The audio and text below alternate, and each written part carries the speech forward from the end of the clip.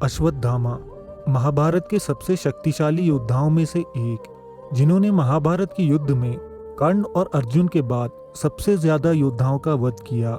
गुरु द्रोणाचार्य ने इन्हें पाने के लिए भगवान शिव की तपस्या की और फलस्वरूप भगवान शिव के 11 रुद्र अवतारों में से एक अश्वत्थामा का जन्म हुआ।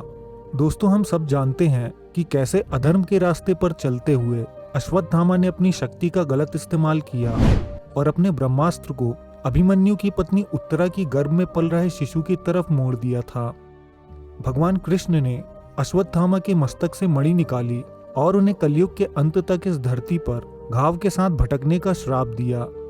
माना जाता है तब से लेकर आज तक अश्वत्थामा हमारे बीच अदृश्य रूप में भटक रहे हैं, लेकिन समय समय पर कई लोगों ने उनके दिव्य दर्शन पाए हैं। दोस्तों, पार्ट 1 में हमने अश्वत्थामा के बारे में काफी कुछ जाना और आज के सेकंड पार्ट में हम कुछ और ऐसे किस्सों को जानेंगे जहां लोगों का सामना अश्वत्थामा से हुआ।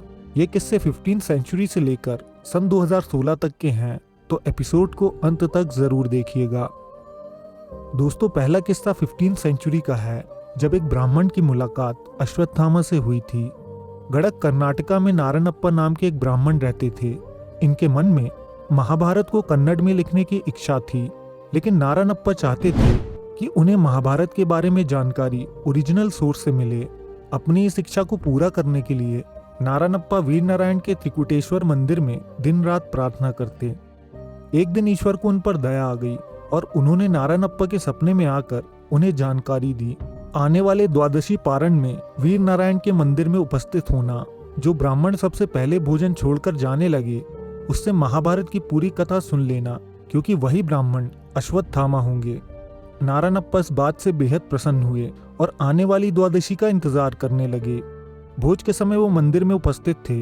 जो ब्राह्मण पहले भोजन करके उठा वो उसके पीछे गए और उसे रोका। नारायणप्पा उससे बोले, मैं जानता हूँ आप महाभारत के अश्वत्थामा हैं, कृपा करके महाभारत को कन्नड़ में लिखने में मेरी मदद करें।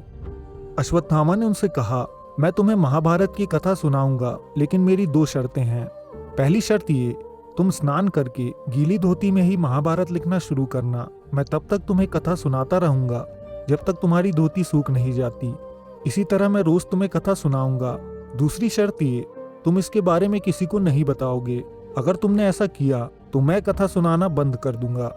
नारायणप्पा ने ठीक इसी प्रकार महाभारत लिखना शुरू किया। गदा पर्व तक पहुंचते पहुंचते सब कुछ ठीक चल रहा था, लेकिन उस दिन नारायणप्पा अपनी उत्तेजना को छुपा न सके और उन्होंने ये सब अपनी पत्नी को बता दिया। इसके बाद अश्वत्थामा उन्हें कभी नजर नहीं आए। अगला किस्सा 19वीं सेंचुरी का है, जब संत वासुदेवानंद सरस्वती जी की मुलाकात अश्वत्थामा से शुल्पनेश्वर के जंगलों में हुई। दोस्तों, स्वामी वासुदेवानंद सरस्वती आध्यात्मिक रूप से काफी उन्नत संत थे। इनके शिष्य इन्हें दत्तात्रेय का अवतार मानते थे। यह 1914 में इन्होंने महासमाधि ली और हमेशा के लिए ब्रह्मलीन हो गए। लेकिन इसके ठीक 2 साल पहले स्वामी जी शुल्पनेश्वर का घना जंगल पार कर रहे थे। जंगल बेहद घना था और दिशा भ्रम होने की वजह से वो जंगल में भटक गए। उन्हें समझ नहीं आ रहा था कि अब वो बाहर कैसे निकलेंगे। तभी उन्हें नजर आया एक दिव्य पुरुष। ये व्यक्ति काफी अजीब था, क्योंकि इसकी लंबाई बहुत ज्यादा थी। स्वामी जी ने उनसे मदद मांगी तो उस व्यक्ति ने स्वामी जी को नर्मदा नदी तक पहुंचाने का फैसला किया। दोनों साथ चलते रहे और जंगल के अंत तक पहुंच गए। स्वामी जी ने उस व्यक्ति से कहा कि आपका व्यवहार, आपका शरीर और आपकी भाषा सभी काफी दिव्य है। आप इंसान तो नहीं हो सकते, कृपा करके बताएं आप कौन हैं। वो व्यक्ति स्वामी जी से बोला, तुम सही कहते हो, मैं द्वापर युग से हूँ, मेरा नाम अश्वत्थामा है। इस इंसिडेंट का जिक्र स्वामी जी ने अपनी ऑटोबायोग्राफी में किया है। दोस्तों, हमारे भारत में गंगा नदी की तरह ही नर्मदा नदी को पवित्र और पूज्य माना जाता है। लोग इस दिव्य नदी की परिक्रमा करते हैं और ऐसा करने से उन्हें आध्यात्मिक वृद्धि प्राप्त होती है। प्राचीन काल से ही नर्मदा नदी के किनारे बड़े बड़े साधु संतों ने तपस्या की है और अश्वत्थामा भी इस नदी के प्रति बहुत आस्था रखते हैं। माना जाता है वो नर्मदा नदी के आसपास जंगलों में अक्सर भ्रमण करते हैं और नर्मदा परिक्रमा करने वालों को कई बार दर्शन दे चुके हैं। दरअसल नर्मदा नदी के किनारे विशाल बियाबान जंगल और दलदल जैसे इलाके मौजूद हैं, जिनके अंदर से परिक्रमा करने का रास्ता कुछ ही योगी चुनते हैं, क्योंकि यहाँ भील आदिवासियों का निवास होता है। लेकिन इन्हीं रास्तों से जाने वाले लोगों को अश्वत्थामा के दर्शन भी होते आए हैं। दोस्तों, अगला किस्सा काफी दिलचस्प है क्योंकि ये घटना ईयर 2016 की है, जब देवा नाम के एक ब्लॉगर ने अश्वत्थामा को देखा था। दोस्तों, देवा अपने मित्र के साथ नर्मदा परिक्रमा पर निकले थे। खंडवा के पास मौजूद जयंती माता मंदिर पर दर्शन करने के बाद उन्होंने अपना सफर जारी रखा। परिक्रमा की थकान और भूख प्यास से वो थोड़े परेशान थे, लेकिन वो अच्छी तरह जानते थे कि अगले 30 किलोमीटर तक जंगल के अलावा और कुछ भी नहीं है। इसलिए दोपहर में ही उन्हें ये जंगल पार करना है, वरना रात जंगल में ही काटनी पड़ेगी। वो दोनों कुछ देर के लिए पेड़ के नीचे बैठकर आराम करते हैं। तभी उनके पीछे से परिक्रमा वासियों की एक टोली गुजरती है। वो सब उनसे नर्मदे हर कहते हैं और आगे निकल जाते हैं। अब ये दोनों कुछ ही मिनटों के बाद उठते हैं और चलने लगते हैं। उन्हें अचानक एक घंटी की आवाज सुनाई देती है, जो आमतौर पर गांव में गाय के गले में बांधी जाती है। इन्हें लगता है शायद उनसे आगे निकली टोली के पास ये घंटी होगी। वो जल्दी आगे बढ़ते हैं तो उन्हें दिखाई देता है कि जंगल के बीच एक खाली जगह है, जहां कुछ गाय और एक चरवाहा मौजूद है। उन्हें आश्चर्य होता है क्योंकि वहां जंगल के अलावा कुछ और नहीं होना चाहिए था। वो चरवाहा उन्हें आवाज देकर बुलाता है। ये उसके करीब जाते हैं तो वो इन्हें अपने पास से 2 रोटियां, थोड़ी सी सब्जी और थोड़ा पानी देकर बोलता है, भोजन ग्रहण कीजिए।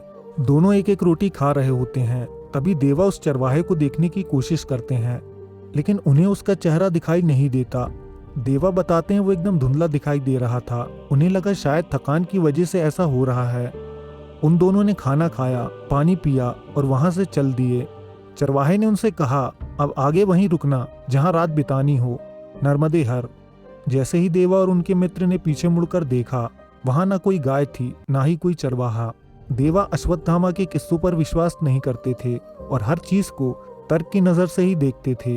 वो आगे बढ़ते हैं और सिर्फ 15 मिनट चलते ही ये पूरा जंगल पार हो जाता है। देवा को बेहद आश्चर्य हुआ, लेकिन वो आगे बढ़ते रहे। बाहर वही टोली मौजूद थी जो इनके आगे निकली थी। देवा ने उनसे पूछा कि क्या आप लोगों ने भी उस चरवाहे को देखा था जो ठीक आपके पीछे मौजूद था? उन लोगों ने कहा, नहीं, हमें ऐसा कोई चरवाहा नजर नहीं आया। तभी उनमें से एक साधु बोला, तुम्हें अश्वत्थामा के दर्शन हो गए? देवा ने उनकी बात को भी नजरअंदाज कर दिया और आगे निकल पड़े। वो दोनों महसूस कर रहे थे कि 3 बजे खाई हुई वो एक रोटी इन्हें कितनी ऊर्जा दे रही है। वो दोनों घंटों पैदल बिना रुके चलते गए। तभी उन्हें पीछे से आवाज सुनाई दी, अगले गांव में। देवा को फिर हैरानगी हुई। अगला गांव आते ही एक मंदिर दिखाई दिया। देवा को लगा जैसे वो मंदिर की ओर खींचे चले जा रहे हैं। वो मंदिर के अंदर पहुंचते हैं, जहां पुजारी जी उन्हें देखते ही बोल पड़ते हैं, रोटी कैसी लगी? बस इस बात को सुनते ही देवा के सारे शक दूर हुए और वो समझ गए कि उन्हें अश्वत्थामा ने ही दर्शन दिए थे। दोस्तों, इसके अलावा गुजरात के चंदोद में लोकल्स अक्सर अश्वत्थामा को देखने के दावे करते आए हैं। वहां के लोग उन्हें एक विशालकाय आदमी बताते हैं जिसके माथे पर घाव का निशान है। उनमें से कुछ अश्वत्थामा का दिखना शुभ मानते हैं तो कुछ लोग इसे अशुभ मानते हैं। दोस्तों, आज के एपिसोड में बस इतना ही। उम्मीद है आपको अश्वत्थामा का ये दूसरा एपिसोड पसंद आया होगा। ज्यादा से ज्यादा लाइक करके हमें सपोर्ट करें, कमेंट में अपनी राय दें। अगर आपने भी अश्वत्थामा से संबंधित किसी घटना को सुना हो तो हमारे व्यूअर्स के साथ शेयर जरूर करें। अगर आप नए हैं तो हमारे चैनल को सब्सक्राइब करके बेल आइकन दबा सकते हैं। हम जल्द आपसे एक नए एपिसोड के साथ मिलेंगे। धन्यवाद।